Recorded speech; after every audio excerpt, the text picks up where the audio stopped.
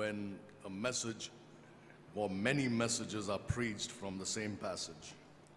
మరి ఒకే వచనం నుండి అనేకమైన ప్రసంగాలు బోధిస్తున్నప్పుడు కొన్నిసార్లు చాలా మంది విశ్వాసులకి మరి విసుగొస్తూ ఉండవచ్చు. But it should not cause wearisomeness, but thankfulness that we have a book that is inexhaustible. మరి ఎంత చదివినా ఎంత నేర్చుకున్నా తరిగిపోనటువంటి పుస్తకం మన యుద్ధ ఉన్నందుకు మనం సంతోషించాలి కానీ ఎప్పుడు కూడా విసుగు చెందే వారముగా మనం ఉండకూడదు. There is so much to learn from sometimes just a word in the Bible. కొన్నిసార్లు ఒకే మాటలో నుండి మనం నేర్చుకోవాల్సినటువంటి అంశాలు ఎన్నో ఉండవచ్చు. A lot to learn from a single verse or a passage. ఒక చిన్న వచనం నుండి నేర్చుకోవాల్సినటువంటి విషయాలు ఎన్నో ఉంటాయి. So this verse that we have been looking at is 1 Peter chapter 2 and verse 24. మరి గడిచిన దినములుగా మనం చూస్తున్నటువంటి మొదటి పేతురు పత్రిక 2వ అధ్యాయం 24వ వచనం. Let's read it once again. మరొకసారి మనం చదువుకుందాం. మనము పాపముల విషయమై చనిపోయి నీతి విషయమై జీవించున్నట్లు ఆయన తానే తన శరీరమందు మన పాపములను మ్రాను మీద మోసుకొనెను. ఆయన పొందిన గాయముల చేత మీరు స్వస్థత నొందితిరి. We are looking at what Jesus Christ did when he gave his body for our sins. యేసుక్రీస్తు తన శరీరమును మనందరి కొరకు ఆయన సమర్పించినప్పుడు ఆయన చేసిన కార్యం ఏమిటో మనం ధ్యానం చేస్తున్నాం. Just to recap a little bit so that you stay in context. మరి మనం అక్కడి నుంచి కొనసాగటానికి కొంచెం మనం నేర్చుకున్న విషయాలు ఒకసారి జ్ఞాపకం చేసుకుందాం. We have seen that he bore our sins on the cross. ఆయన మనందరి పాపములను కల్వరి శిలువలో మోసాడని మనం నేర్చుకున్నాం. That he bore them voluntarily. ఆయన స్వచ్ఛందంగా శిలువను మోసాడు. That he bore them alone. ఆయన తాను ఒంటరిగా మన పాపములను భరించాడు. That he bore them for all people. మరి ఆయన మనుషులందరి కొరకు మరి కార్యాన్ని జరిగించాడు. That he was sinless when he bore our sins. ఆయన మన పాపములను మోసుకున్నప్పుడు ఆయన పాపం లేనివాడుగా ఉన్నాడు. That he bore the sins of all mankind in his own body. ఆయన తానే తన శరీరమందు మనుషులందరి పాపాలను మోసాడు. We have seen that God had prepared the special body for the Lord Jesus Christ to give as an offering. దేవుడు ప్రభు అయినటువంటి యేసుక్రీస్తు వారికి మనందరి కొరకు సమర్పించగలిగినట్లుగా ఆయనకు ఒక ప్రత్యేకమైన శరీరమును అమర్చాడు. And he gave that body as a sacrifice. మరి తన శరీరమును బలియాగముగా మన కొరకు సమర్పించాడు. And what did that accomplish? అది మన జీవితంలో ఏది సాధించగలిగింది? What happened when his body was sacrificed? ఆయన శరీరం సమర్పించినప్పుడు బలి అర్పించినప్పుడు జరిగినటువంటిది ఏంటి? Firstly, we have seen that he condemned sin in the flesh. మొట్టమొదటిగా ఆయన తన శరీరంలో పాపమునకు శిక్ష విధించాడు. That when he gave his body to be a sacrifice, we were sanctified by that sacrifice. తన శరీరం ద్వారా మరి శరీరాన్ని ఎందుకు సమర్పించాడంటే తద్వారా పరిశుద్ధపరచబడగలిగినట్లుగా సమర్పించాడు. But most importantly, మరి ప్రాముఖ్యమైనటువంటిది, we have seen that the offering up of his body was important because it destroyed the power of the devil. ఆయన శరీరమును బలిగా అర్పించడం ఎందుకు ప్రాముఖ్యమైనటువంటిది అంటే అది మరి మరణం యొక్క బలమును అధికారమును నాశనం చేయటానికి. He destroyed the power of the devil. ఆయన అపవాది యొక్క అధికారాన్ని నాశనం చేశాడు. Who held in his hands the power of death. అపవాది యొక్క అధికారాన్ని యేసయ్య నాశనం చేశాడు. ఎందుకంటే వాడు మరణం యొక్క అధికారాన్ని తన చేతిలో కలిగి ఉన్నాడు. And removed from us the fear of death. మనలో నుండి ఆయన మరణ భయం అనేటువంటి దాన్ని తొలగించాడు. That we may live in liberty. ఇక మీదట మనం స్వేచ్ఛగా జీవించగలుగునట్లుగా, without fear. ఏ విధమైన భయం లేకుండా జీవించున్నట్లు, in faith. దేవుని యందు విశ్వాసముతో జీవించున్నట్లుగా. This is what his body did for us when it was offered upon the cross. యేసయ్య శరీరము శిలువ మీద సమర్పించబడినప్పుడు ఈ కార్యాలన్నీ ప్రభు మన కొరకు చేశాడు. Now there is much more to look at in this verse, but before we move forward, మరి ఈ వచనంలో ఇంకా నేర్చుకోవాల్సినవి చాలా ఉన్నాయి. వాటిలోనికి వెళ్ళటానికంటే ముందుగా it would be good for us to apply this to ourselves, because it's not just about doctrine, it's about application. మనం ఏదో ఒక సిద్ధాంతాన్ని విషయాలను నేర్చుకున్నామని కాదు కానీ వాటిని మన జీవితానికి అన్వయించుకోవటం అనేటువంటిది చాలా ప్రాముఖ్యం. Because if doctrine doesn't change life, ఎందుకంటే ఒక సిద్ధాంతం నేర్చుకోవటం ద్వారా మన జీవితం మారిపోదు. it's just an intellectual exercise. ఒక సిద్ధాంతం నేర్చుకోవటం అంటే ఏదో మనం ఒక జ్ఞానాన్ని సంపాదించుకోవటం అంతే. And knowledge puffeth up, the Bible says. Knowledge makes us proud. మరి జ్ఞానం మనల్ని ఉప్పొంగ చేస్తుందని దేవుని వాక్యం అంటుంది. So we must apply that knowledge to our practical lives. కాబట్టి జ్ఞానమును సిద్ధాంతాన్ని నేర్చుకోవటం మాత్రమే కాదు గాని అది మన వ్యక్తిగత జీవితాలకు మనం తప్పకుండా అన్వయించుకోవాలి. We have seen yesterday that Jesus gave his body as a sacrifice. యేసుక్రీస్తు ప్రభువారు తన శరీరాన్ని బలియాగముగా అర్పించాడని నిన్నటిదిన నేర్చుకున్నాం. That our bodies also may be given as a living sacrifice to అంత God. మాత్రమే కాకుండా మనము కూడా మన దేహములను సజీవ యాగముగా సమర్పించాలని మనం నేర్చుకున్నాం. We have seen that we are not debtors to the flesh to live according to it, but we are debtors to God. మనము శరీరానికి శరీర సంబంధాలుగా జీవించడానికి శరీరమునికి రుణస్థలము కాదు గాని మనం దేవునికి రుణస్థలమై ఉన్నాము. We have seen how the body makes demands of us. మన శరీరం మన యొద్ద నుండి ఏ విధమైనటువంటి వాటిని ఆశిస్తుందో మనం నేర్చుకున్నాం. And we have seen that we have been called to mortify the members that are upon the earth. మన యొక్క అవయవములను మరి నీతికి సాధనాలుగా సమర్పించుకోవాలని మనం నేర్చుకున్నాం. You see, our goal is not merely personal health. మన యొక్క ఉద్దేశం అంతా కూడా కేవలం వ్యక్తిగతంగా ఆరోగ్యాన్ని సంపాదించుకోవటమే ఉద్దేశం కాదు. It is not merely to look good. లేక మనం చక్కగా ఎదుటి వారికి కనబడాలి అదే ప్రాముఖ్యం అన్నటువంటిది కాదు. It's good for us to have health. ఆరోగ్యం కలిగి ఉండడం మంచిదే. It's good for us to appear decent మనం and ఇతరుల ఎదుట dignified. చక్కగా నీటిగా కనబడటం మంచిదే. But that's not our goal. అయితే మన లక్ష్యము మన ఉద్దేశం అది కాదు. Our goal is to be useful to Jesus Christ. మన లక్ష్యం అల్లా కూడా మన ప్రభు అయినటువంటి యేసుక్రీస్తుకు మనం ప్రయోజనకరముగా ఉండాలి. He wants all of you to be useful to him. మీలో ప్రతి ఒక్కరు కూడా ఆ ప్రభువుకి ప్రయోజనకరంగా ఉపయోగకరంగా ఉండాలని He ఆశపడుతున్నాడు. doesn't want a single born again Christian to live a useless life. తిరిగి జన్మించినటువంటి క్రైస్తవుల్లో ఏ ఒక్కరు కూడా దేవునికి ప్రయోజనం లేకుండా జీవించడం ఆయన చిత్తము కాదు. But you cannot be useful to him if your body is not disciplined. అయితే నీ శరీరాన్ని క్రమశిక్షణలో ఉంచుకొనకపోతే ఎవరము కూడా ఆయనకు ప్రయోజనకరముగా ఉండలేం. That's what we read in 1 Corinthians chapter 9 yesterday, verse 27. మరి నిన్నటి దినాన 1 కొరింథీ 9వ అధ్యాయం 27వ వచనం నుండి ఆ విషయాన్ని మనం నేర్చుకున్నాం. Paul says, I keep under my body and bring it into subjection, నా శరీరమును నలుగొట్టి నేను దానిని లోబర్చుకొనుచున్నానని పౌలు మాట్లాడాడు. so that after I've preached to others, I myself am not a castaway. ఎందుకంటే ఇతరులకు ప్రకటించిన తర్వాత నేనే భ్రష్టుడనైపోదునేమోనని నా శరీరాన్ని So లోబర్చుకొనుచున్నాను. that I may not be disqualified in this race that I'm running in. నేను ఉన్నటువంటి పరుగు పందెంలో నేను మరి నిరాకరించబడినటువంటి వ్యక్తిగా ఉండటానికి వీల్లేదు. So that I may not lose the prize that is waiting for me. మరి నా కొరకు దేవుడు సిద్ధపరిచినటువంటి ఆ బహుమానం పోగొట్టుకోవటం నాకు ఇష్టం లేదు. So in order for me to run this race well and win the prize, ఈ పరుగు పందెంలో పాల్గొని నా కొరకు ఉంచబడిన ఆ బహుమానం నేను పొందుకోవాలి అని అంటే I must discipline my body. నేను నా శరీరాన్ని క్రమశిక్షణలో ఉంచుకొని స్వాధీనపరచుకోవాలి. Again, let me tell you that some people go overboard with discipline. కొంతమంది మరి వారి శరీరాన్ని క్రమశిక్షణ చేయటంలో అతిగా చేస్తూ ఉంటారు. If you go overboard, you become rigid and legalistic. నీ ఒకవేళ అతిగా చేస్తున్నట్లయితే మరి నీ జీవితాన్ని మరి తప్పుడు మార్గంలో ఉంచుకుంటాం. You will say my habits are more important than anybody else. మరి ఇతరుల కంటే వేరే విషయాల కంటే నా శరీరమే చాలా ప్రాముఖ్యమైనది అన్న అవగాహనలోకి వెళ్ళిపోతాం. So I'm not going to break my rules even if it means hurting somebody or inconveniencing someone. ఒకవేళ ఇతరులకు గాయపరిచిన ఇతరులకు అభ్యంతర కారణంగా ఉన్న నేను నా శరీరంలో నా రూల్స్ నా పద్ధతులు నేను మానుకోను అన్నటువంటి కఠినంగా ఉంటూ ఉంటారు. That's not how we are called to be disciplined. దేవుని బిడ్డలమైన మనం ఆ విధమైన క్రమశిక్షణ కొరకు మనం పిలువబడలేదు. Our discipline's goal should be to please the Lord. మన యొక్క క్రమశిక్షణ యొక్క ఉద్దేశం ఏంటి అంటే దేవునికి ప్రీతికరంగా ఉండాలి. Not to please ourselves.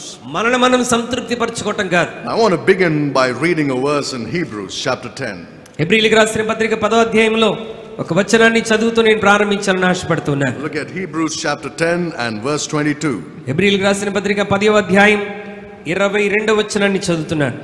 మనస్సాక్షికి కల్మషము తోచకుండానట్లు ప్రోక్షింపబడిన హృదయములు గలవారమును నిర్మలమైన ఉదకముతో స్నానము చేసిన శరీరములు గలవారమై ఉండి విశ్వాస విషయంలో సంపూర్ణ నిశ్చయత కలిగి యథార్థమైన హృదయముతో మనము దేవుని సన్నిధానమునకు చేరుదము.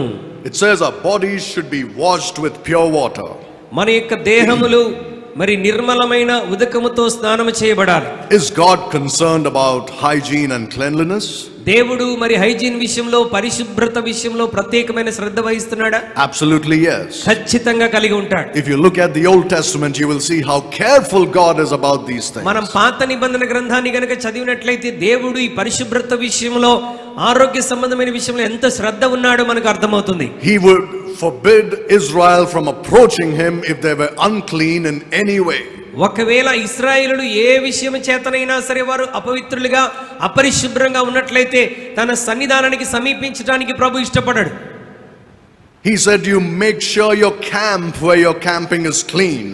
మీ సరిహద్దులన్నీ కూడా, మీ గుడారములన్నీ కూడా పరిశుభ్రంగా ఉండాలని దేవుడు వారికి ఆజ్ఞాపించాడు. Because the Lord walks through the camp. ఎందుకంటే ఆయన మీ గుడారములలో ఆయన తప్పకుండా సంచరిస్తాడు. And he does not want to see any unclean thing in the camp. ఆయన దిగి వచ్చి మీ గుడారంలో సంచరిస్తూ ఉన్నప్పుడు మరి ఏ విధమైనటువంటి అపరిశుభ్రత ఆయనకు కనబడకూడదు. Remember, he said, if you even by mistake touch a dead body, ఒకవేళ మీరు పొరపాటున ఒక శవమును తాకినా కూడా you are unclean. నీవు అపరిశుభ్రుడవతావు అని చెప్పాడు. You have to wash your body and remain out of the camp till evening. నీవు నీ శరీరాన్ని శుభ్రపరచుకొని సాయంకాలం వరకు నువ్వు గుడారములకు మరి వెలుపటే ఉండాలని ప్రభు వారికి చెప్పాడు. Why did God give such strict rules to Israel? ఎందుకు ఇశ్రాయేలులకు ఆ విధముగా దేవుడు నియమాలు పెట్టాడు? It's because everything to do with Israel was earthly. ఇశ్రాయేలుల విషయంలో దేవుడు చేయమని చెప్పినటువంటివన్నీ కూడా భూ సంబంధమైనవి. The promises given to Israel were earthly promises. వారికి ఇవ్వబడినటువంటి వాగ్దానాలు భూ సంబంధమైనవి.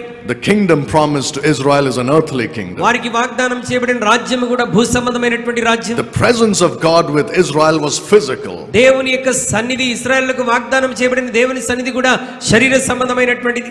That's why the rules given to them applied physically also. అందుకొరకే వారికి ఇవ్వబడినటువంటి నియమ నిబంధనలన్నీ కూడా శరీర సంబంధమైనటువంటివి. But when it comes to the church, అయితే సంఘం విషయానికి వస్తే our promises are heavenly promises. మన వాగ్దానములన్నీ కూడా పరలోక సంబంధమైనటువంటి వాగ్దానాలు. Our kingdom is a spiritual kingdom. మన రాజ్యం ఆత్మ సంబంధమైనటువంటి రాజ్యం. And our home is in heaven. మన యొక్క గృహము పరలోకంలో ఉన్నటువంటి గృహం. And our ultimate destination is heaven. మన యొక్క మరి నిత్యత్వము మన పరలోకం. Our heart should be in heaven. మన హృదయం పరలోకంలో ఉండాలి. Our treasures should be in మన యొక్క heaven. ధనము కూడా పరలోకంలోనే Our ఉండాలి. affections should be in మన యొక్క heaven. సంబంధ బాంధవ్యాలు కూడా పరలోకంలో ఉండాలి. Israel is earthly, the church is heavenly. ఇశ్రాయేలు భూ సంబంధమైనటువంటిది, సంఘము పర సంబంధమైనటువంటిది. So does that mean we should not be clean physically? అంటే మనం పర సంబంధమైనటువంటి వారము కాబట్టి మనం పరిశుభ్రంగా ఉండవసరం లేదా? Physically? శరీర సంబంధముగా? Well, we should be clean physically even though we don't belong to the earth. మనము భూ సంబంధమైనటువంటి వారము కాకపోయినప్పటికీ భూమి మీద ఉన్నటువంటి మనం పరిశుభ్రముగా ఉండాలి. It doesn't mean we obsess with cleanliness and hygiene. మనము భూ సంబంధమైన వారం కాదు కాబట్టి ఆరోగ్య విషయంలో, పరిశుభ్రత విషయంలో మనం పట్టించుకోవసరం లేదని చెప్పడానికి వీల్లేదు. We should not be overly obsessed with these things as well. అంత మాత్రమే కాకుండా వీటి విషయంలో అతిగా కూడా మనం చేయకూడదు. We should do what is necessary to appear dignified and clean and Manushyali- represent Jesus Christ. యేసుక్రీస్తుకు ప్రతినిధులుగా మనం ఉంటున్నప్పుడు, ప్రజలకు కనిపిస్తున్నప్పుడు, వారితో మాట్లాడుతున్నప్పుడు మనం ఆరోగ్యంగా, డిగ్నిఫైడ్ గా, మనం హుందాగా తప్పకుండా ఉండాలి. But you see this verse that we have just read. అయితే హెబ్రీయులకు రాసిన పత్రికలో మనం చదివినటువంటి లేఖనం, It says our bodies washed with pure water. నిర్మలమైనటువంటి ఉదక స్థానంతో మన శరీరాలను శుభ్రపరచుకోవాలి. What does that mean? దాని అర్థం ఏంటి? Does it mean we just take a bath every day?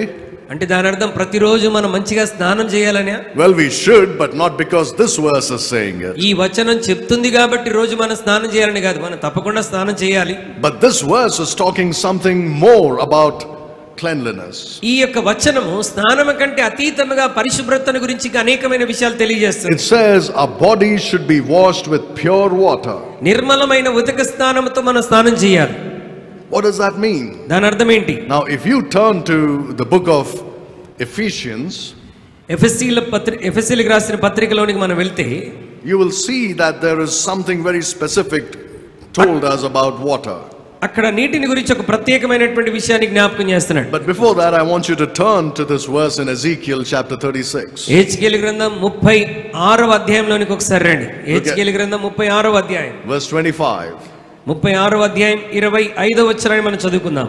మీ అపవిత్రత యావత్తు పోవునట్లు నేను మీ మీద శుద్ధ జలము చల్లుదును, మీ విగ్రహముల వలన మీకు కలిగిన అపవిత్రత అంతయు తీసివేసేదను. When Israel sinned with idols, ఇశ్రాయేలీలు విగ్రహములతో పాపము చేసినప్పుడు not only were their spirits and souls defiled, వారి యొక్క ఆత్మలు ప్రాణములు మాత్రమే అపవిత్రపరచటం కాదు but గాని their bodies were defiled. వారి శరీరములు కూడా అపవిత్రపరచబడ్డాయి. And in the Old Testament, God says He'll cleanse them from the filthiness of their idols. అందుకొరకే ప్రభు వారితో మాట్లాడుతున్నాడు, మీ అపవిత్రత అంతా పోవునట్లు మిమ్మల్ని శుద్ధి చేస్తాను. But when it comes to the New Testament, we know that we have the blood of Jesus Christ to cleanse us from all defilement. కొత్త నిబంధన సంఘంలోనికి వచ్చినప్పుడు మనం యేసుక్రీస్తు పవిత్ర రక్తము చేత మనందరం శుద్ధి చేయబడ్డాం. But when it comes to the cleanliness of the body, అయితే శరీర సంబంధమైన పరిశుభ్రతను గురించి మాట్లాడుతున్నప్పుడు it takes more than the blood of Jesus Christ to keep this body clean.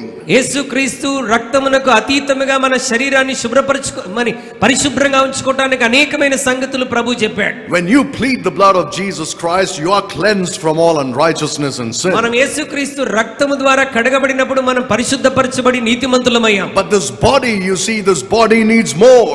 అయితే ఈ శరీరానికి ఇంకా చాలా అవసరం. How can you give it as a sacrifice to God? అయితే ఈ శరీరాలను బలియాగముగా సజీవ యాగముగా మనం దేవునికి ఎలా అర్పించగలం? Because you see, this body is to be given as a living sacrifice, holy to God. ఈ శరీరములను దేవునికి సజీవ యాగముగా సమర్పిస్తున్నప్పుడు ఎలా సమర్పించాలి?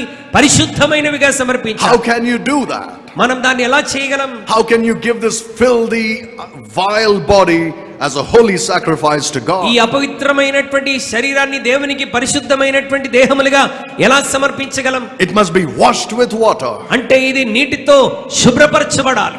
Not, you know, the literal water that we use to bathe. మనం ఉపయోగించేటువంటి ఆ నీటిని గురించి నేను చెప్పట్లేదు. Look at Ephesians chapter 5. ఎఫెసీయులకు రాసిన పత్రిక 5వ అధ్యాయంలోనికి ఒకసారి రండి. Look at verse 26.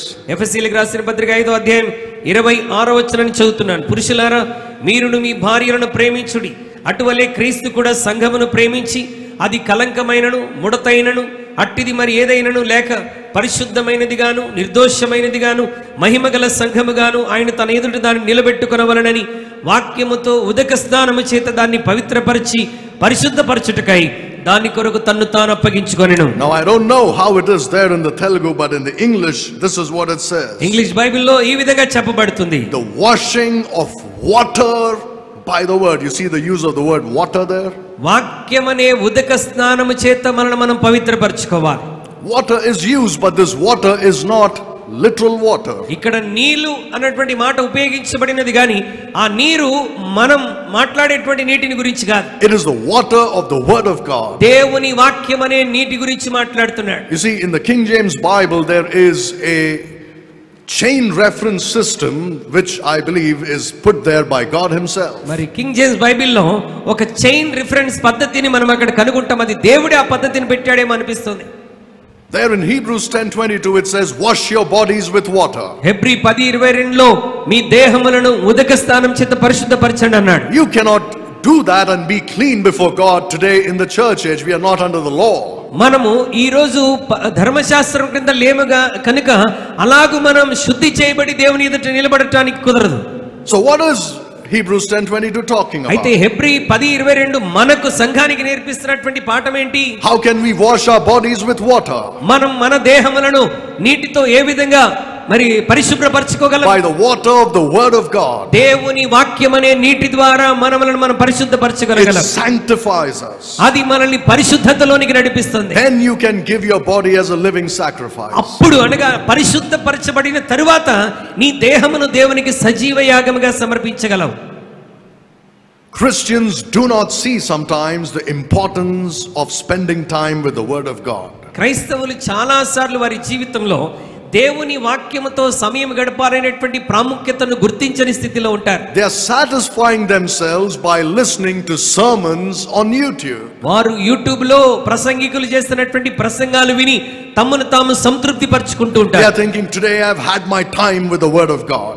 అలా దేవుని ఒక్కొక్కటి 2-3 ప్రసంగాలు విని అబ్బా ఈ రోజు నేను దేవునితో వాక్యంతో సమయం గడిపేశాను అనుకుంటారు. They'll watch 10 videos వారు ఒక 10 వీడియోలు చూస్తారు and feel very holy because they have done that. 10 ప్రసంగాలు విన్నాను కాబట్టి ఇప్పుడు నేను చాలా పరిశుద్ధుడు అయిపోయానన్న ఫీలింగ్ తో ఉంటారు. Shall I tell you something? I'll burst your bubble. నేను మీకు ఒక విషయాన్ని గట్టిగా చెప్తున్నాను. I'm not saying every single Christian, but most of you watch those videos to entertain yourself. అనేకులు మనలో చాలా మంది ఏదో మనకి మనం ఆనందం కలిగించుకోవడానికి మాత్రమే ఆ వీడియోలు చూస్తూ ఉంటాం. You feel guilty if you watch a movie. నీవు ఒక సినిమా చూస్తే నీవు ఒక అపరాధన భావనతో ఉంటావు, ఎందుకంటే నువ్వు దేవుని బిడ్డవు కాబట్టి. You feel guilty if you do the things that the people of the world do. లోకంలో ప్రజలు చేస్తున్నటువంటి కార్యాలు నువ్వు కూడా చేస్తే నీలో ఒక గిల్టీనెస్, ఒక అపరాధన భావన ఉంటుంది. But your flesh is craving for entertainment. అయితే నీ శరీరం మాత్రం ఏదో ఒక ఆహ్లాదం కొరకు, ఆనందం కొరకు అది ఎదురు చూస్తూ ఉన్నది. So you say, I'm going to listen to Christian songs on YouTube. అందుకొరకు నేను సినిమాలు చూడను కాబట్టి నాకు ఇంపుగా కలిగించడానికి క్రిస్టియన్ మ్యూజిక్ వింటాను. I'm going to listen to Christian debates on YouTube. నేను సినిమాలు చూడట్లేదు కాబట్టి యూట్యూబ్ లో క్రిస్టియన్ డిబేట్స్ నేను వాచ్ చేస్తాను. I'm going to listen to sermons on YouTube. నేను యూట్యూబ్ లో కనీసం కొన్ని ప్రసంగాలు వింటాను. For what? దేని కొరకు So చెప్పండి? that your time may pass quickly. అంటే నీ సమయం అలా గడిచిపోవడానికి, So that you don't get bored. ఆ సమయం గడిచిపోతుంది కాబట్టి ఇక నీకు బోర్ అనేది ఉండదు. You see how subtle the devil is in deceiving Christians. సాతానుడు ఏ విధంగా వలవేసి క్రైస్తవుల్ని మోసం చేస్తున్నాడో గమనించారా? Why do you want to listen to songs? You sing songs of praise to God. నీవు పాటలు వినాలని ఆశపడటం ఎందుకు? ప్రభు కొరకు పాటలు పాడు. Why do you want someone else to preach to you? You read the Bible yourself. ఎవరో ప్రసంగించినవి 10 ప్రసంగాలను వినాల్సిన అవసరం ఏముంది? నీవు వ్యక్తిగతంగా పరిశుద్ధ గ్రంథంతో కూర్చొని దేవుని వాక్యం చదువు. Why do you want to waste your time listening to somebody debating when you can study the Bible for yourself? ఎవరో దేవుని వాక్యాన్ని గురించి డిబేట్ చేస్తుంటే గంటల తరబడి అక్కడ కూర్చొని వినటం కంటే నీవు దేవుని వాక్యంలో సత్యాన్ని వెతకడానికి ప్రయత్నించు. Is there no difference between approaching God indirectly and directly? దేవుని నేరుగా కలుసుకోవడానికి లేకపోతే వేరే మార్గంలో దేవుని గురించి తెలుసుకోవడానికి ఎంత వ్యత్యాసం ఉంటుందండి? Doesn't the Bible say there is one mediator between God and men, the man Christ Jesus? మనుషులకు దేవునికి మధ్యవర్తి ఒక్కడే, ఆయన క్రీస్తు నరుడని దేవుని వాక్యం చెప్పట్లేదా? I'm not saying, you have a local church that you attend. నేను ఈ విధంగా చెప్పట్లేదు. మనందరికీ ఖచ్చితంగా స్థానిక సంఘాలు ఉన్నాయి. Be satisfied with the preaching in your local church. నీ సంఘంలో నీ దైవజనులు అందించేటువంటి నీ దైవజనులు అందించే వాక్యంతో నువ్వు తృప్తి పడాలి. Don't be a Christian entertainment seeker. మనం ఏదో క్రైస్తవ ఎంటర్టైన్మెంట్ కొరకు ఎదురు చూసేటువంటి వారముగా ఉండకూడదు. Rest of the week, let the sermons in your church encourage you to study the scriptures yourself. నీవు ఆదివారం వాక్యం విన్న తర్వాత వారం అంతా కూడా నువ్వు విన్నటువంటి వాక్యాన్ని మరలా నువ్వు ప్రతిరోజు వ్యక్తిగతంగా దేవుని వాక్యాన్ని చదువుతూ సంతృప్తి చెందాలి. How many of you read one chapter a day every day? మీలో ఎంతమంది రోజుకు కనీసం ఒక అధ్యాయమైనా చదివేటువంటి వారు ఉన్నారు? Can you drink one glass of water every day and survive? రోజుకు ఒక్క గ్లాస్ వాటర్ తాగి Sarvai అయిపోతావా? Will you say that's enough for today? I had my one glass in the morning, I don't need any more? ఓ pastor గారు ఈ రోజు ఒక్క glass water తాగానండి, ఇక చాలు ఈ రోజు అంతటిగా సరిపోతుందని చెప్తావా? Why is it that when it comes to the word of God we are happy just reading one chapter? మరి దేవుని వాక్యం అనే నీటి దగ్గరికి వచ్చినప్పుడు కేవలం ఒక అధ్యాయం చదివి నువ్వు ఎలా సంతృప్తి చెందగలుగుతున్నావు? There are Christians who don't even read one chapter. కొంతమంది క్రైస్తవులు కనీసం ఒక అధ్యాయం కూడా చదవలేనటువంటి క్రైస్తవులు ఉన్నారు. Will you take a bath with one little glass of water every day? ఒక్క చిన్న గ్లాస్ తో నువ్వు స్నానం చేస్తావా?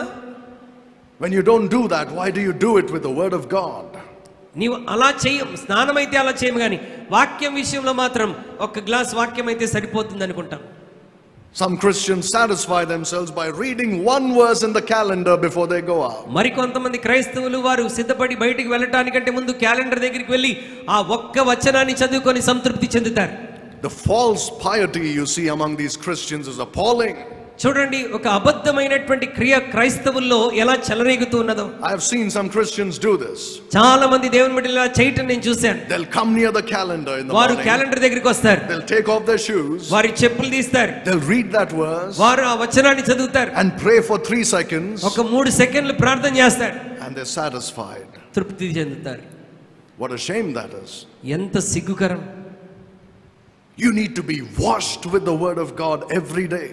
మనము ప్రతిరోజు దేవుని వాక్యము చేత శుద్ధి చేయబడాలి. In my personal experience, నా వ్యక్తిగత అనుభవంలో, unless I read 10 chapters every day, నేను కనీసం ప్రతిరోజు 10 అధ్యాయాలు అయినా చదవకుండా, I do not, I'm not saying I depend on feelings, but that feeling of sanctification doesn't come. ఒక 10 అధ్యాయాలైనా చదవకుండా, అమ్మో నేను శుద్ధి చేయబడ్డానన్న అనుభూతిలోనికి నేను రాను. I'm not saying that's great, but you can read 20 chapters a day. అది గొప్పది అని నేను చెప్పట్లేదు. నువ్వు రోజుకి 20 అధ్యాయాలైనా చదవచ్చు. I wish I could read 20 chapters a day. నేను అనుకున్నాను రోజుకి 20 అధ్యాయాలైనా చదివితే బాగుంటుంది అని. If you read 20 chapters a day, you can finish the whole Bible in less than 6 months. దేవుని బిడ్డలారా, రోజుకి 20 అధ్యాయాలైనా చదివితే 6 నెలల లోపే నువ్వు పరిశుద్ధ గ్రంథం అంతా చదివి ముగిస్తావు. If you read about 40 chapters a day, you can finish it in less than 3 months. రోజుకి 40 అధ్యాయాలు చదివితే 3 నెలల్లో వాక్యమంతా నువ్వు చదివేస్తావు. It's like you're cleansing yourself with the pure word of God when you spend time with it. మరి నీవు దేవుని వాక్యంతో పరిశుద్ధమైన వాక్యంతో సమయం గడుపుతున్నప్పుడు నీవు దినదినము శుద్ధి చేయబడుతూ ఉంటావు. You cannot go away from that book without being cleansed. నీవు పరిశుద్ధపరచబడకుండా వాక్యం నుండి నువ్వు వెళ్ళటానికి అవకాశమే లేదు. If you spend time with it, it will wash you. దేవుని వాక్యంతో సమయం గడిపితే అది నిన్ను శుద్ధి చేస్తుంది. And it's not enough to just do it once and it's like it's going to be enough for the next 1 week. ఏదో ఒక్కరోజు చేసేసి ఒక్కరోజు ఒక 10 అధ్యాయాలు చదివేసి ఇక వారం అంతటికి ఇది సరిపోతుందిలే అనుకోవడానికి వీల్లేదు. I'm sure you are able to compare in your minds the washing of the word with the washing of water that is bathing. మీరు మీ మనసులో ఈ విధమైనటువంటి కంపారిజన్ పోలిక చేసుకుంటారని నేను ఆశపడుతున్నాను. వాక్యముతో శుద్ధి చేయబట్టం, నీటితో శుద్ధి చేయబట్టం. You don't do those things with your bathing routine. మరి నీ ప్రతిరోజు జీవితంలో ఏదో కొద్దిపాటి నీళ్లతో నిన్ను నీవు శుద్ధి చేసుకోవడానికి ఇష్టపడవు. Why do you do that with the word of God? అలాగైతే మరి దేవుని వాక్యంతో ఎలాగా కొద్దిపాటి వాక్యంతో తృప్తి చెందుతున్నావు? Spend time with it. వాక్యంతో సమయం గడుపు. If you want your body to be holy and acceptable in this as a living sacrifice, దేవుని సన్నిధిలో నీ దేహం పరిశుద్ధమైనదిగా, శుభ్రమైనదిగా, దేవుని సన్నిధిలో సజీవ యాగముగా అది అంగీకరించబడాలి అనంటే వాక్యం చేతను శుద్ధి చేయబడాలి. not only should you read it, but you should meditate upon it. కేవలం వాక్యాన్ని చదవటమే కాదు, దాన్ని మనం ధ్యానం చేయాలి. You should study it. మనం పరిశోధించాలి. Yes, you can study the Bible by yourself. నీవుగా దేవుని వాక్యాన్ని లోతుగా పరిశోధించవచ్చు. You don't have to go to a Bible college to study the Bible. దేవుని వాక్యాన్ని పరిశోధించడానికి నువ్వు బైబిల్ కాలేజీలోనే చేరాల్సిన అవసరం లేదు. Believe me, I have studied in Bible colleges. నన్ను నమ్మండి, నేను కూడా బైబిల్ కాలేజీల్లో చదివాను. 5 years I was there. 5 సంవత్సరాలు బైబిల్ కాలేజీలో ఉన్నాను. You don't need to go there to learn your Bible. అయితే దేవుని వాక్యం నేర్చుకోవడానికి బైబిల్ కాలేజీకే వెళ్ళాల్సిన అవసరం లేదు. You can learn it in your home. నీవు నీ ఇంటిలోనే వ్యక్తిగతంగా వాక్యాన్ని పరిశోధించవచ్చు. You can take the help of your pastor and go under the leading and guidance of your local church. నీ సంఘ కాపరి యొక్క సలహాను, నడిపింపును తీసుకొని స్థానిక సంఘం యొక్క సహాయం చేత నువ్వు వాక్యం లోతుల్లోనికి వెళ్ళవచ్చు. And once you're started studying very deeply and still you have some questions, of course you can look up some video where some good Bible teacher is teaching the Bible. ఒకసారి నువ్వు వాక్యాన్ని లోతుగా పరిశీలించి ధ్యానించిన తర్వాత ఇంకా నీకు ఏదైనా అర్థం కాకపోతే అప్పుడు వేరే వాళ్ళు చెప్పినటువంటి మాటలు ఏదైనా నువ్వు వినవచ్చు. But simply sitting before YouTube and listening to sermons doesn't wash you with water. ఊరికే నేను యూట్యూబ్ ముందు కూర్చొని ఆ వాక్యాలు వింటూ ఉంటే అది నిన్ను శుద్ధి చేయదు. You must go to the book yourself. నీవు వ్యక్తిగతంగా నీ పరిశుద్ధ గ్రంథంలోనికి వెళ్ళాలి. The washing of water by the word. దేవుని వాక్యం అనే నీటి ద్వారా ఉదక స్నానం మనం చేయాలి. Every day. ప్రతిరోజు. Preferably before you go out and do anything. మరి ముఖ్యంగా నీ ఇంట్లో నుండి బయటికి వెళ్ళి ఏదైనా పని చేయటానికంటే ముందుగా ఉదక స్నానం చేయాలి. That means you may have to sacrifice a little bit and wake up a little earlier. అంటే కొంత సమయాన్ని నువ్వు సమర్పించుకొని ప్రతిరోజు లేచే సమయానికంటే ఇంకొంచెం ముందుగా లేవాలి. You know, it's wonderful that most of you are here by 4 o'clock in the morning, I guess. మరి ప్రతిరోజు ఉదయమే 4 గంటలకు సిద్ధపడి మీరు ఇక్కడికి వస్తున్నారంటే అది చాలా అద్భుతమైనటువంటి విషయం. But that does not replace your personal time with the Lord Jesus Christ. అయితే ఇది నీ వ్యక్తిగత సమయంతో పోల్చడానికి వీల్లేదు. అది సెపరేట్ గా ఉండాలి, ఇది సెపరేట్ గా ఉండాలి. Don't justify yourself saying, anyway, I'm going to be there with the others in the service, so I don't have to pray and read the Bible for myself. నేను ప్రార్థనలోనే ఉంటున్నాను, వాక్యాన్ని ధ్యానిస్తున్నాను కదా సేవకులు చెప్తున్నప్పుడు ఇక నేను మరలా సెపరేట్ గా ప్రార్థించవసరం లేదు, వాక్యం చదవవసరం లేదని అనుకుంటే పొరపాటు. Make that sacrifice to show the Lord how serious you are about being clean in His sight. నీవు సమర్పణ కలిగినటువంటి వాడై దేవుడు పరిశుద్ధతను ఎంత ఆసక్తిగా కోరుతున్నాడో గ్రహించి వ్యక్తిగతంగా నువ్వు సమయం గడపాలి. It takes a bit of a sacrifice, but it pleases God. అది చేయటానికి కొంత సమర్పణ అవసరం, అది ఖచ్చితంగా దేవునికి తృప్తి కలగజేస్తుంది. Because God is concerned about our bodies. ఎందుకంటే దేవుడు మన శరీరముల విషయంలో శ్రద్ధ కలిగినటువంటి వాడై ఉన్నాడు. Some people say there is a false teaching which says it's all about our spirit. You know, the body is evil, so God is not concerned about it. తప్పుడు బోధ లోకంలో ప్రచారం అవుతున్నది. దేవుడు మరి ఆత్మను హృదయాన్ని పట్టించుకుంటాడు, శరీరాన్ని పట్టించుకోడు అని. So it's all right if, you know, there is some sin in your body as long as you keep your heart clean. కాబట్టి శరీరం అంత ప్రాముఖ్యమైనదిగా, నీ హృదయాన్ని పవిత్రంగా ఉంచుకుంటే చాలు, శరీరంలో పాపం ఉన్నా పవిత్రంగా లేకపోయినా పర్వాలేదు అనుకుంటూ ఉంటారు. They say, doesn't God, you know, the Bible say that God looks at the heart and not the outward appearance? మరి దేవుడు హృదయాన్ని చూసేటువంటి వాడు మనుషుని పైరూపము చూడడు అన్నటువంటి మాట తీసుకుంటారు. Look at how much He talks about the body and keeping it clean in the Bible. దేవుడు పరిశుద్ధ గ్రంథంలో శరీరాన్ని గురించి, శరీర పరిశుద్ధత గురించి ఎంత ఎక్కువగా మాట్లాడుతున్నాడో గమనించండి. See how concerned He is about Christians being clean without sin in the body. క్రైస్తవులు వారి శరీరంలో పాపము లేకుండా, అపవిత్రత లేకుండా ఉండటం అనేది దేవుడు ఎంత కఠినంగా మాట్లాడుతున్నాడో గమనించండి.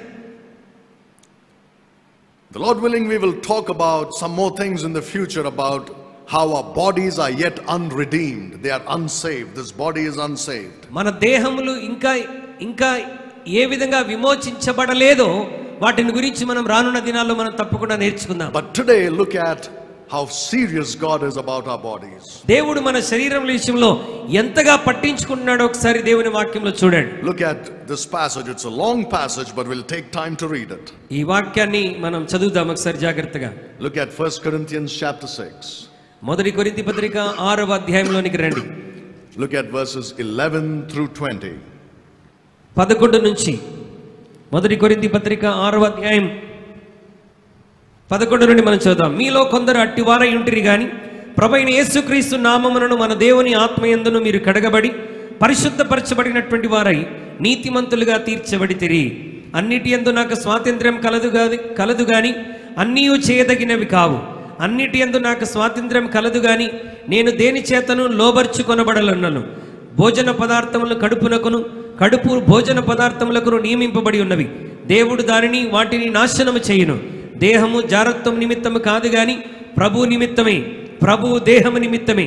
దేవుడు ప్రభువును లేపెను, మనలను కూడా తన శక్తి వలన లేపును. మీ దేహములు క్రీస్తునకు అవయములై ఉన్నవని మీరు ఎరుగరా? నేను క్రీస్తు యొక్క అవయములను తీసుకొని వేశ్య యొక్క అవయములుగా చేయుదనా? అదెంత మాత్రమును తగదు.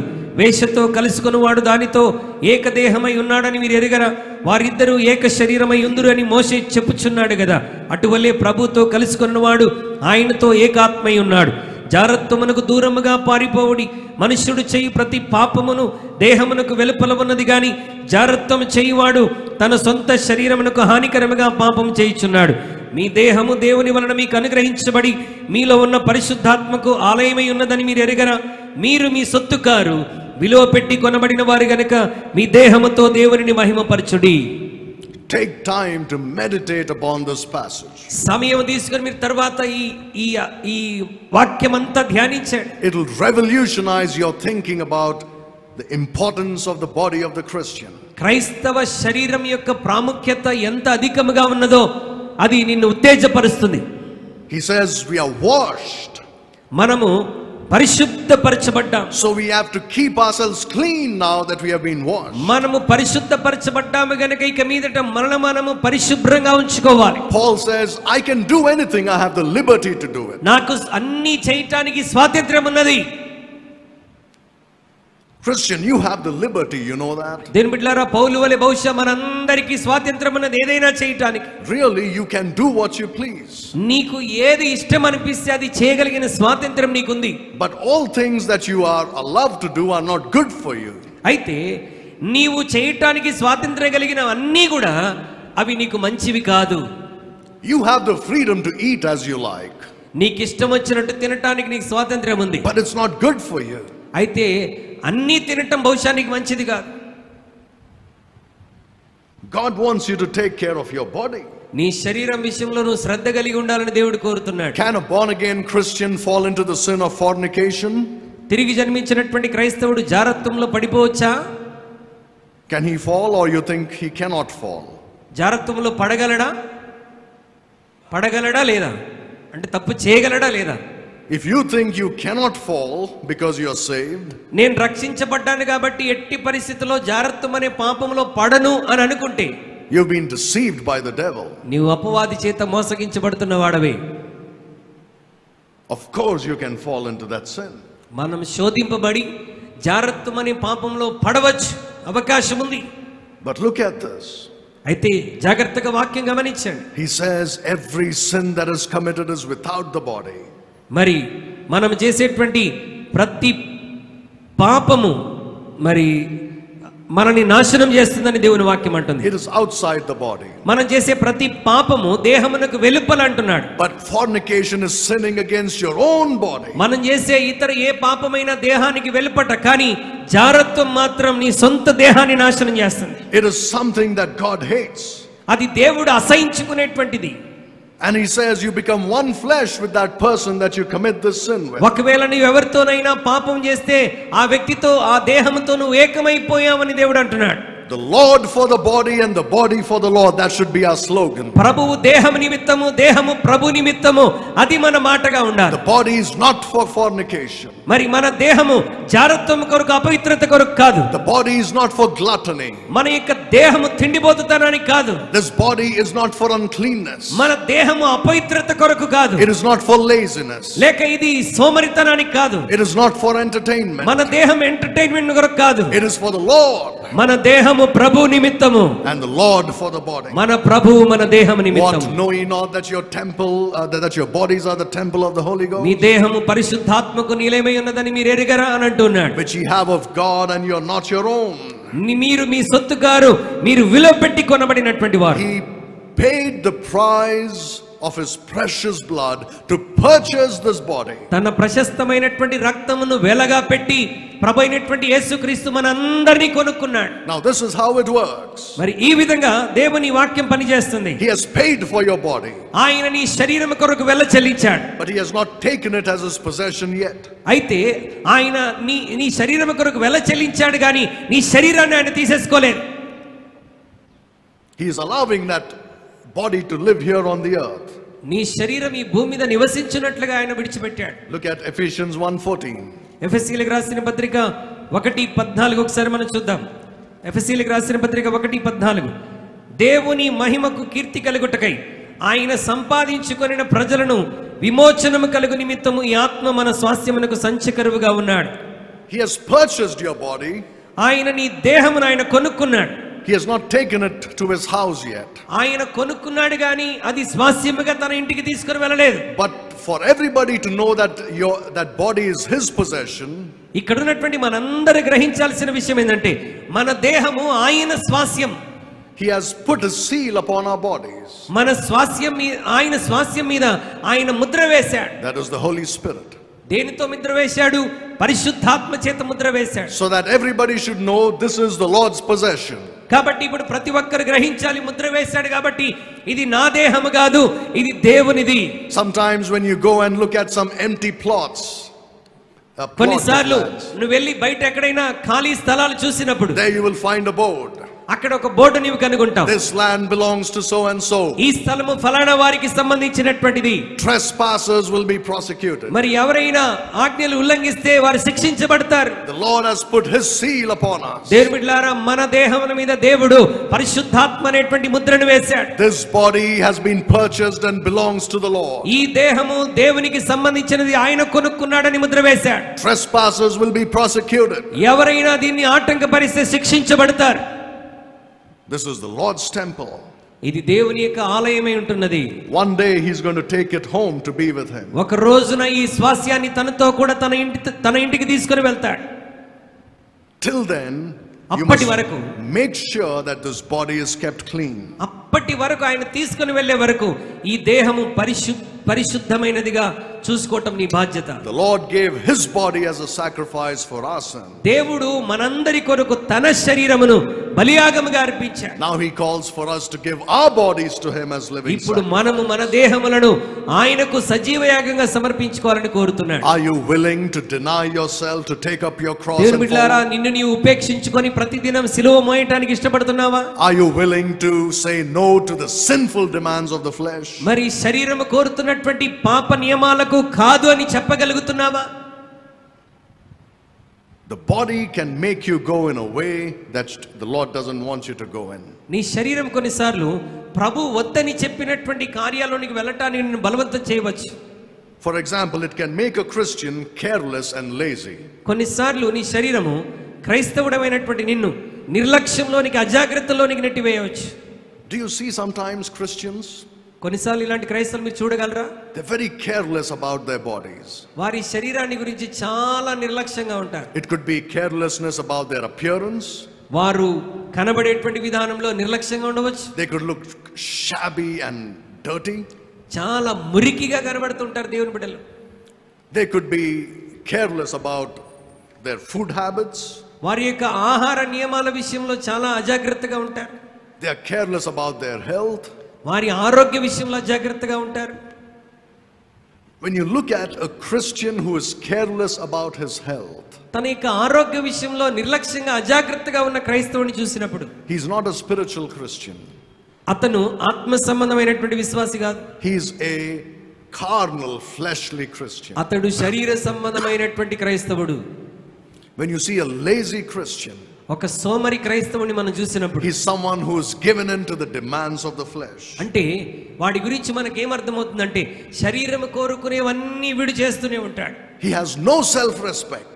అతనికి తన్ను తాను గౌరవించుకునే స్థితి కూడా లేదు. And he has no desire to bring honor to the Lord Jesus Christ. అంత మాత్రమే కాదు, దేవునికి మహిమ తెచ్చేటువంటి ఆలోచన అతనిలో ఇసుమంతైనా లేదు. So the way you dress up, నీవు వేసుకునేటువంటి వస్త్రములు కూడా, the way you walk, నీవు నడిచేటువంటి the విధానం, way you keep your hair, నీవు నీ యొక్క వెంట్రుకలను సరి చేసుకునేటువంటి విధానం, the way you keep your hands and everything about you. నీ చేతులు అన్నిటి విషయంలో జాగ్రత్త వహించటం.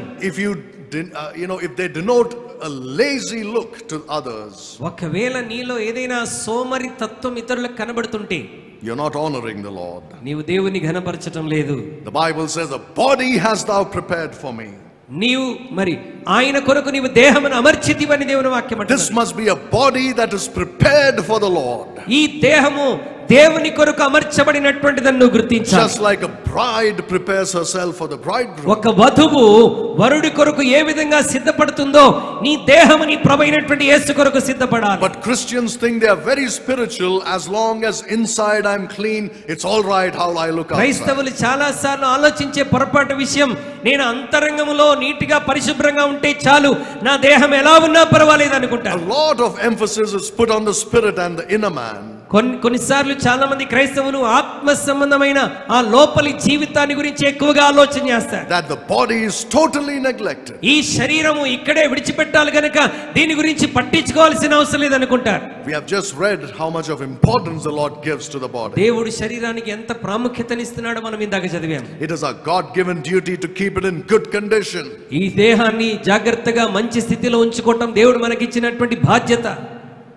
If you're careless and lazy, it dishonors the Lord. నీ దేహం విషయంలో నువ్వు అజాగ్రత్తగా నిర్లక్ష్యంగా ఉంటే అది దేవుని నామానికి అవమానాన్ని తీసుకొని వస్తుంది.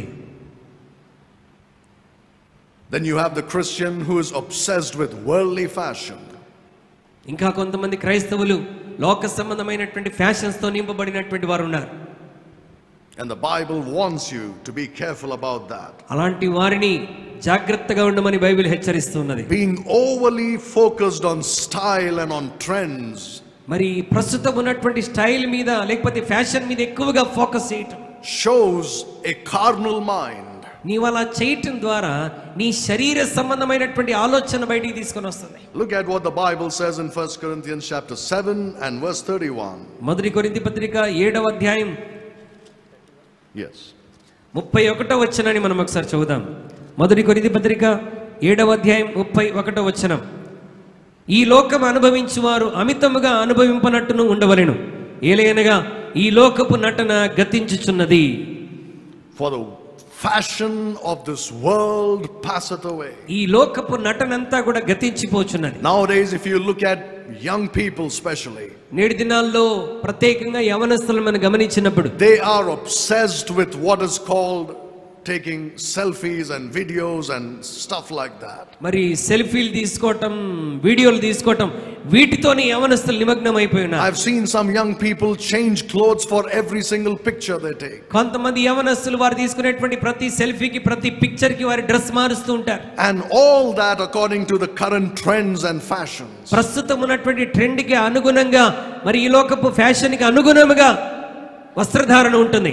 Let me ask you a question, young people. యవనస్తులారా జాగ్రత్తగా వినండి, మిమ్మల్ని ఒక ప్రశ్న అడుగుతున్నాను. Because I see a lot of young people here. ఇక్కడ చాలా మంది యవనస్తులు నేను చూస్తున్నాను. The fact that you are here this morning tells me that you want to follow the Lord and not the world. నీవు ఇక్కడ ఉన్నటువంటి విషయాన్ని నేను ఆలోచన చేస్తే మరి నేను దేవుణ్ణి వెంబడించాలన్న వాస్తవం నీలో ఉన్నదని నేను గ్రహిస్తున్నాను.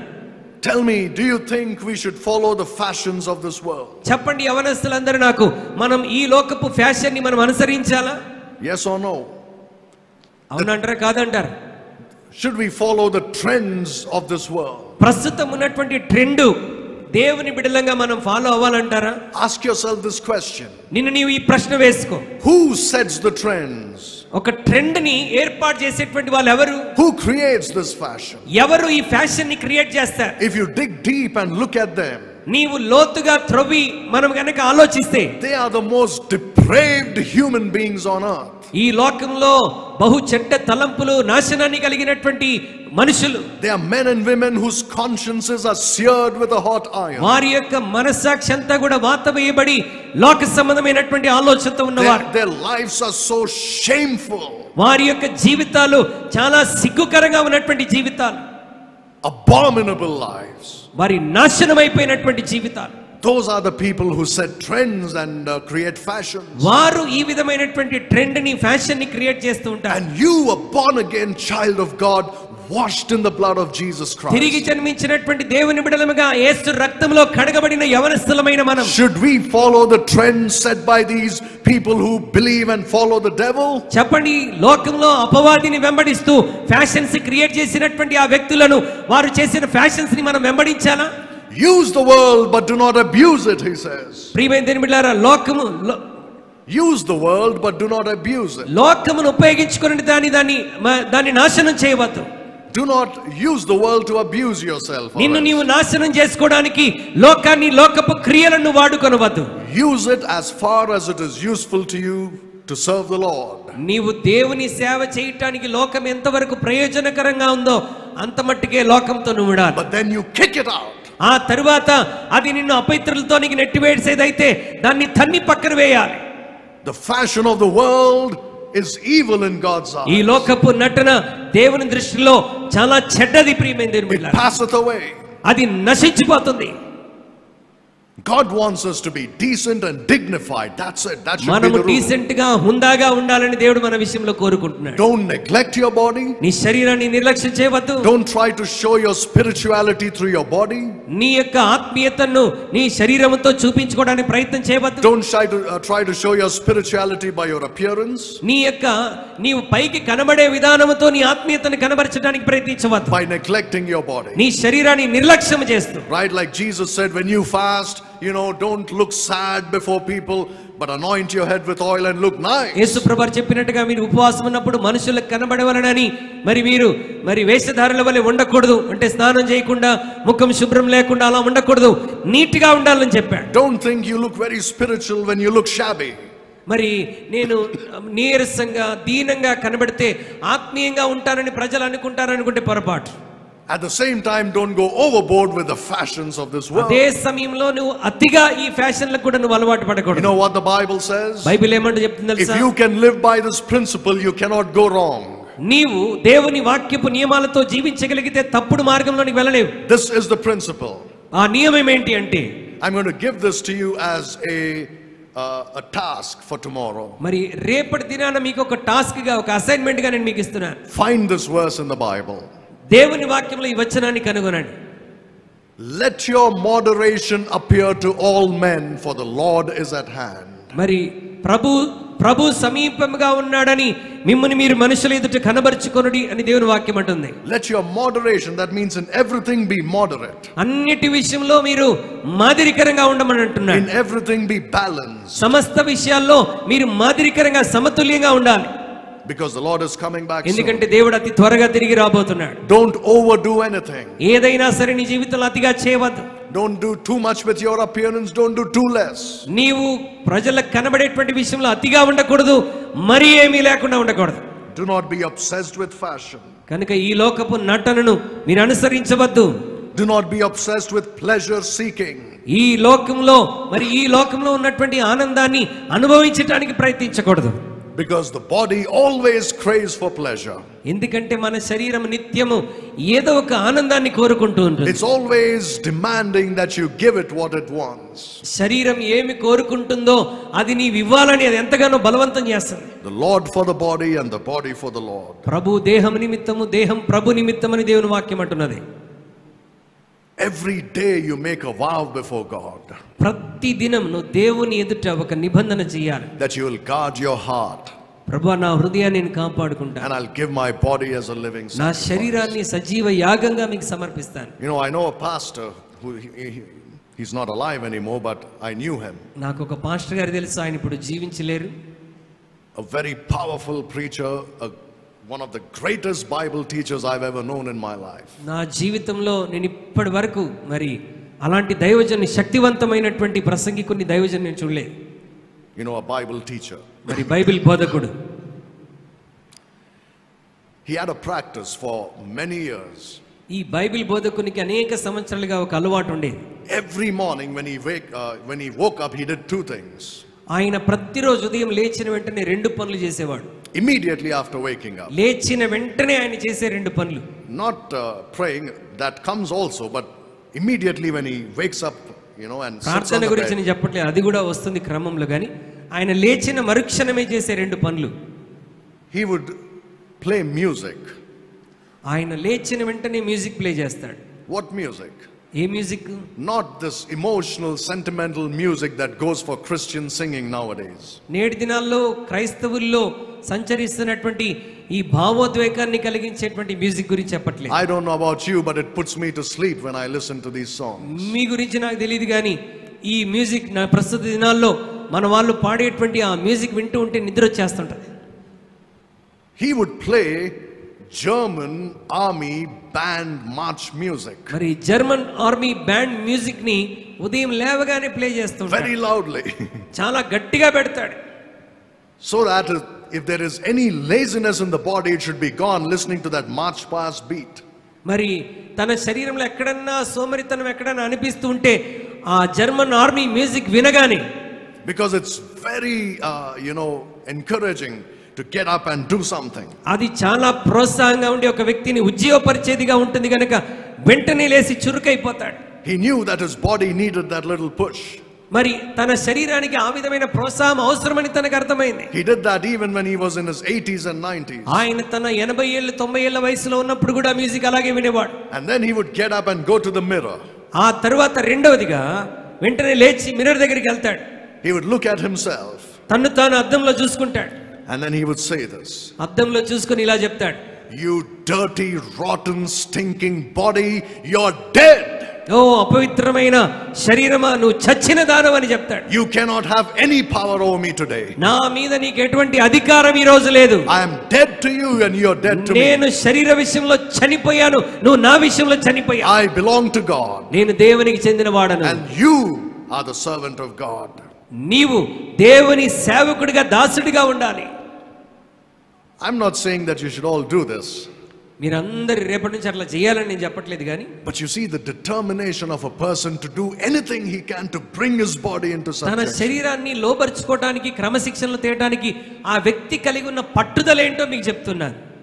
That he did this for 40-50 years every day in his life. ప్రతిరోజు దాదాపు 40-50 సంవత్సరాలు ఈ విధమైన అలవాటునే కొనసాగించాడు. You see what works for you. నీ కొరకు ఏది ప్రయోజనకరంగా ఉంటుందో ఆ పద్ధతిని ఎంచుకో. When you wake up in the morning, నీ ఉదయాన్నే లేచినప్పుడు, when you're feeling drowsy and the body tells you go back to sleep for another half an ఇంకా hour, నిద్రమత్తులో ఉండి ఇంకాసేపు పడుకోవాలని శరీరం కోరుకుంటూ ఉంటే, do what you think is best to deny the body. ఏది చేస్తే నువ్వు చురుకుదనంలోనికి వచ్చి నీ శరీరాన్ని కాదని చెప్పగలవో ఆ అలవాటును ఏర్పరచుకో. Maybe you want to go and take a cold water bath, do it.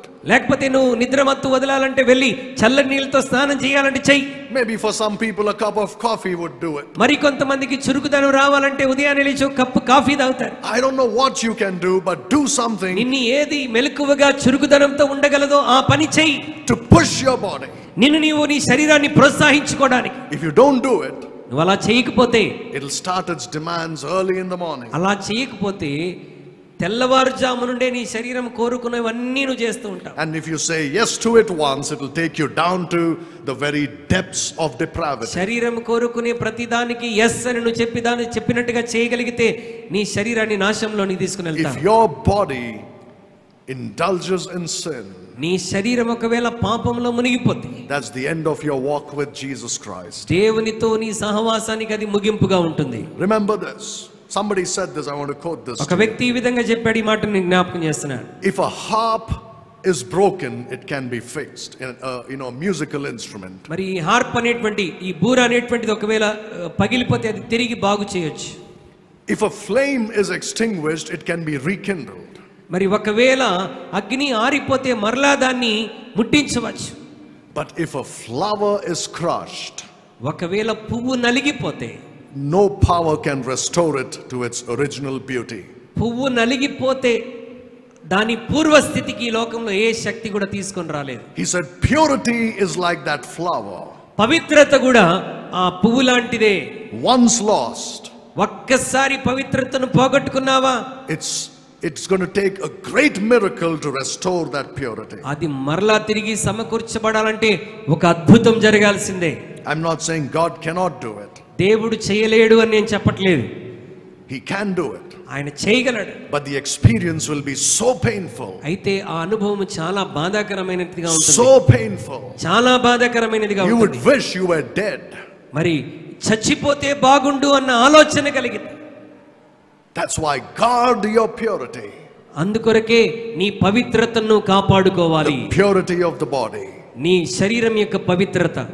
I want to say this. Maybe there could be some Christian who's already lost it and is feeling greatly remorseful about బహుశా it. చాలా మంది క్రైస్తవులు ఆ పవిత్రత అనుభవాన్ని పోగొట్టుకొని చాలా అపరాధ అనుభవంలో ఉన్నారేమో. వారికి You don't have to live in despair. నీవు మరి కృంగుదలలో ఉండాల్సినటువంటి అవసరం లేదు. If you return to the Lord with godly sorrow and repentance, దైవికమైనటువంటి దుఃఖంతో పశ్చాత్తాపంతో నువ్వు దేవుని యొద్దకు మరలా తిరిగి రాగలిగితే, He can once again restore you. ఆయన మరొకసారి నిన్ను రెస్టోర్ చేయగలడు. In the book of Jeremiah, God gave an illustration. I'll close with this. ఇర్మియా గ్రంథంలో ప్రభు ఒక ఉదాహరణ ఇచ్చాడు, దానితో నేను We ముగించబోతున్నాను. don't have to read it. దాన్ని మనం చదవాల్సిన అవసరం లేదు. He said, go to the potter's place నీవు కుమ్మరి వాని ఇంటికి వెళ్ళుము, and look at what he's doing. అతను ఏం చేస్తున్నాడు చూడు. He's trying to make a pot. ఆయన ఒక కుండను చేయటానికి ప్రయత్నిస్తున్నాడు. But while he's making it, that pot is marred. ఆయన కుండను చేస్తుండగా ఆ కుండ మరి విడిపోతుంది. So what does he do? ఆయన ఏం చేశాడు? He takes the clay again మరలా మట్టిని తీసుకున్నాడు, and he makes it into another vessel. మరి ఒక పాత్రగా చేశాడు. He doesn't throw it away because he couldn't use it the first నేను ఈ time. మట్టితో పాత్ర చేయలేను గనుక పాడేస్తానని మట్టిని పడేయలేదు. But you see, before he can make it into another vessel, ఆయన మరి ఒక పాత్రను చేయగలిగాడు. he needs to knead that clay again. ఆ యొక్క మట్టిని మరలా సరి చేశాడు. It's a painful experience. అది చాలా బాధాకరమైనటువంటి అనుభవమే. But if you come back to God, He can make you into a new vessel for His glory. నువ్వు దేవుని ఎద్దుకు మరలా తిరిగి రాగలిగితే నిన్ను తన కొరకు ఒక నూతనమైన పాత్రగా దేవుడు చేయగలడు. Paul said to Timothy, పౌలు తిమోతితో అంటున్నాడు, that you should be as a sanctified vessel, meet for the master's use. నీ యజమాని యొక్క అవసరతను తీర్చగలిగినటువంటి ఒక పవిత్రమైన పాత్రగా నువ్వు ఉండాలని చెప్తున్నాడు. That's how our bodies should be. మన శరీరాలు ఆ విధంగా ఉండాలి. God can make you such a vessel if you give your body as a living నీ sacrifice. దేహములను దేవునికి సమర్పించుకోగలిగితే దేవుడు అలాంటి పాత్రలుగా మనల్ని తయారు చేయగలడు. This body is sinful. ఈ శరీరము పాప నియమంతో ఉన్నటువంటి, There is nothing good in my flesh, Paul said. నా దేహములో మంచిదేది నివసించట్లేదని పౌలు అంటున్నాడు. It's an enemy. మన దేహం మనకు శత్రువు లాంటి. It must be brought into subjection. దానిని తప్పకుండా లోబరుచుకోవాలి. Paul said, I keep under my body and bring it into subjection. నా శరీరము నలుగొట్టుకొని దానిని లోబరుచుకొనుచున్నానని పౌలు అంటున్నాడు. He says, give your body as a living me sacrifice. దేహములను దేవునికి సజీవ యాగముగా సమర్పించండి. Or else all the talk about the cross is useless in your life. అలా లేకపోతే సిలువ యొక్క కార్యమంతా నీ జీవితంలో వ్యర్థమవుతుంది. What are you doing talking about the cross when you cannot give your body to Him who purchased it on the cross? నీ దేహములను దేవునికి మరి నీ కొరకు మరి తన యొక్క శరీరమును అర్పించి నిన్ను కొన్నటువంటి యేసుకి నీ దేహమును సమర్పించకుండా నీ సిలువను గురించి మాట్లాడే ఏం ప్రయోజనం? It's hypocrisy. అది వేషధారణతో కూడినటువంటిది. Talking about the cross and not giving the body that He purchased back to Him. ఆయన మన దేహాలను కొని ఉంటుండగా మన దేహాలను ఆయనకు సమర్పించకుండా సిలువను గురించి మాట్లాడటం వ్యర్థమే. Very soon the Lord's going to come to rapture the church.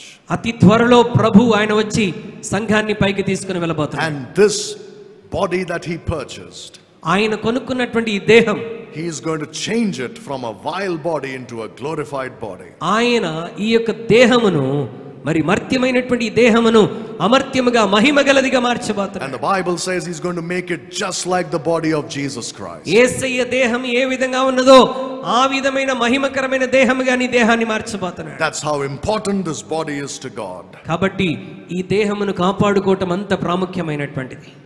The Bible says, do not fear them who can kill the body and do no more, నీ దేహమును మాత్రమే చంపగలిగిన వానికి నువ్వు భయపడాల్సినటువంటి but అవసరం లేదు. cannot kill the soul.